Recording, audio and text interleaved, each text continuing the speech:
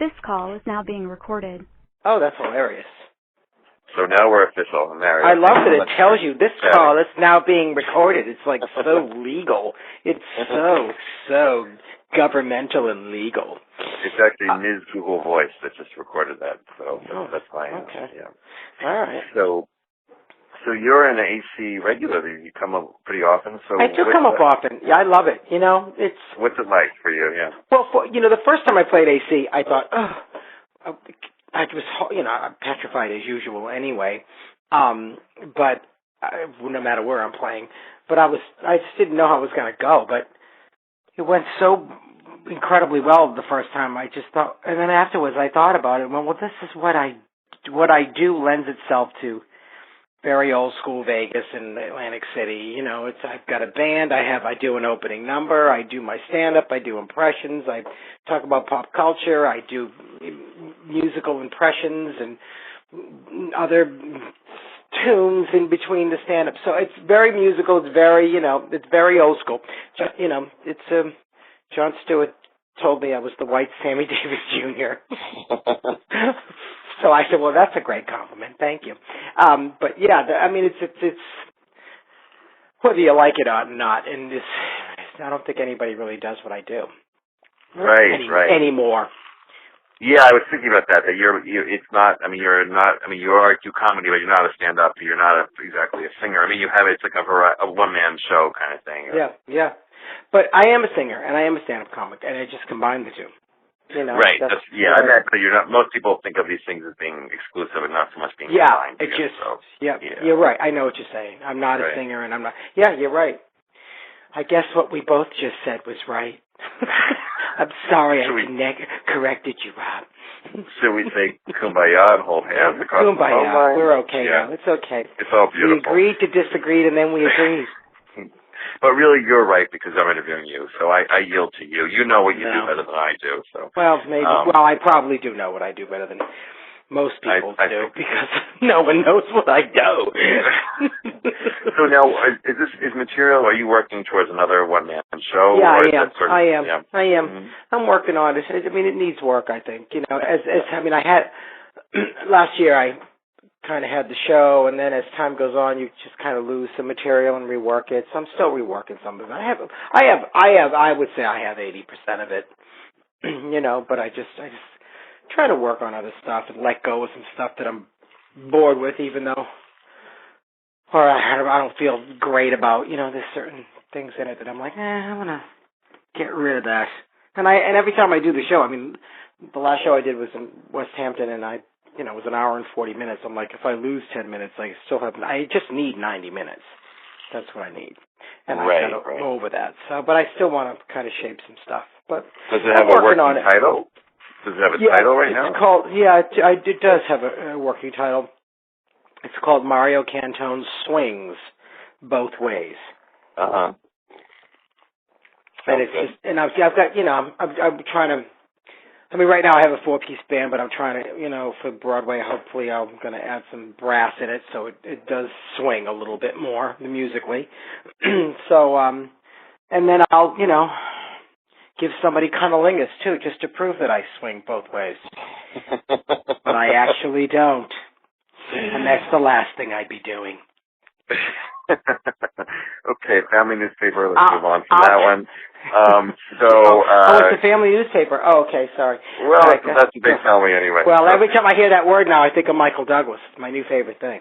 Yeah, that was in the TMI category. That's number one for me right now. Yeah. Yeah. Well, I'll tell you though, since this is a family show, I won't get into it. But go ahead. So, I just want to go back to Atlantic City for a second. I'm just curious. Do you think that it's changed over the years? Has it gotten more? Is it more gay friendly? Like, how do you perceive the town itself as far as when you pop in for these visits? Well, the first time I played it was, I don't know when it was. I guess it was. I think it was like 2005. It felt pretty okay then for me. When you have, most of my audience, a lot of my audience is straight anyway. I would say. Right. I would say 75. They come to see me. I don't know about what's out there in the Ethernet, But the people that come to see me, it's more straight people than gay people. And so, when you got these big high rollers in the front row jumping up at you and wanting to shake your hand, that's pretty great. It's fun. I love the feel of Atlantic City when I'm on stage. I just do. It like I said, it's a throwback, and it's a lot of fun. It is. So, but I don't know what it was like before 2005 because I hadn't played it yet. Right. I know I had played Vegas in the 80s. Yeah. Which felt a little strange. Yeah. But I don't know.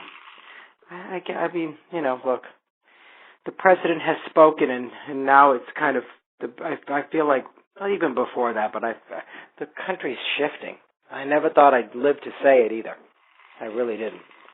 I mean, there's still no change.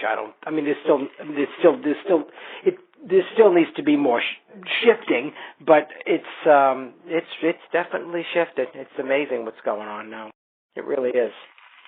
So, but my act is, I don't talk about my marriage. I don't talk about my past relationships. I don't talk about it. Yeah. If you don't know, you're an idiot. But I don't talk about it too much. I don't really, I don't really that much. Because it's like being a fat comedian and just doing fat jokes. I just never did that. Right. And so, do people find you? Is it Sex and the City still? That's the reference point for a lot of people, or is other screen roles, or how do people know who you are? I think they know from Sex and the City, and they know from The View. Right. That's how they know, and some Comedy Central stuff, and if people are Broadway savvy, they know my Broadway stuff. But because I've done 5 Broadway shows, and the last one was the one-man show. But I think it's mostly Sex and the City, which I don't talk about either. Mm-hmm. Because what am I supposed to talk about? Right. That was me. Pretty great for your career. That was pretty great for your career, though, in terms of what it meant. It certainly was. It made me international. I can go to Europe and people go, "What?" I go to Paris and London. It's crazy. It's crazy there. I haven't been to Argentina yet. I heard it's crazy there too for the Sex and the City fans. I heard it's crazy. Yeah, it's all over the world. I watched it in German once, and it just sounded like this German romp. It was just this kind of German sex romp, it sounded like. It was so bizarre to watch it in German. I like seeing myself in other languages and see who they choose to pick, who they pick to dub my role. It's really interesting. Yeah, I know in Italy they use a lot of actors. They mostly dub voices. They don't like subtitles. And I have Italian friends who they're upset when they see the real actor speaking because they think it should sound like the dubbing actor, because the dubbing actors get famous there too, and they know their voices, and they don't understand why Robert Redford doesn't sound like Mario somebody in Italy or something like that. I know. Yeah, I don't know, but it's strange. Most of them dub it. Do people think? I'm sorry. Go ahead. Go ahead. No, I'm finished. Oh, do people think that you're the character in Sex and the City? Do they confuse you with the role or your? Yeah, look, there's a lot of people that are really true fans that know my stand-up, know me from The View, and know Sex and the City, and that to me that's great. But then there's people that are just so excited that you're from this phenomenon that was part of American pop culture. And they just freak out. And sometimes they call me by my character name, which is fine because it's my middle name, Anthony. But they don't really know. I always tell people, if you just know me from Sex and the City, you don't really know what I do. You have no idea what I do. So that's it's a frustration, but it also was something that completely boosted up my visibility, and my IQ and whatever the hell else you want to call it. And it's that side of that character is so quippy and funny, but that's just one element, obviously, what you are. So that's unique. People don't know you, right? Yeah, they don't. They don't. If you've seen me on stage for an hour or more, then you would know what I do really. Yeah. I think that's just a small part of it. It's just and also, it's Sex and the City. It's that role for me it was obviously I only did 12 episodes. Right. But I got to do both movies, which was great. Because the lucky thing about that for me was too is that if you're not having sex with one of those girls in the storyline, there's no room for you if you're a guy. Right. So, and there was already a gay character on it. So when I came on in the third season, doing just one episode, I was really lucky and very happy that I got to come back and continue doing, the role over. And it was just a couple of times a season. Right. But it just was so popular that I got to do the movies. So that was pretty. Right. That was pretty big too. Yeah.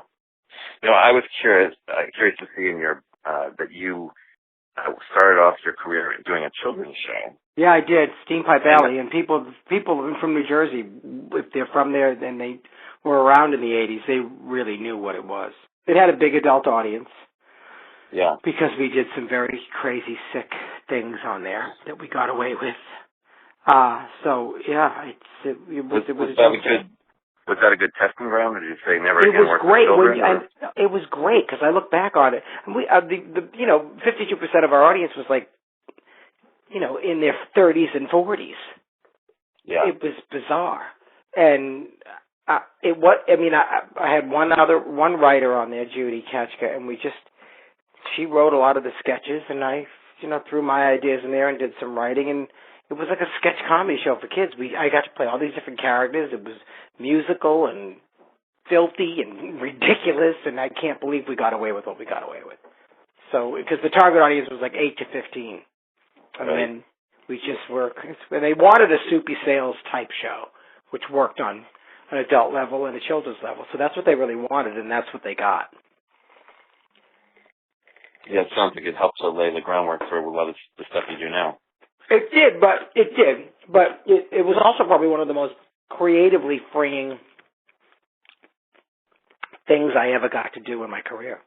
We got to do a lot of crazy stuff. I mean, we had to keep it clean, of course, but we had to anyway because it was television. It was just, we had games and then sketches, and it was just crazy. We had games like Find Sammy Davis Jr.'s Eye in the Pie. We had the Mama Dearest Obstacle Course.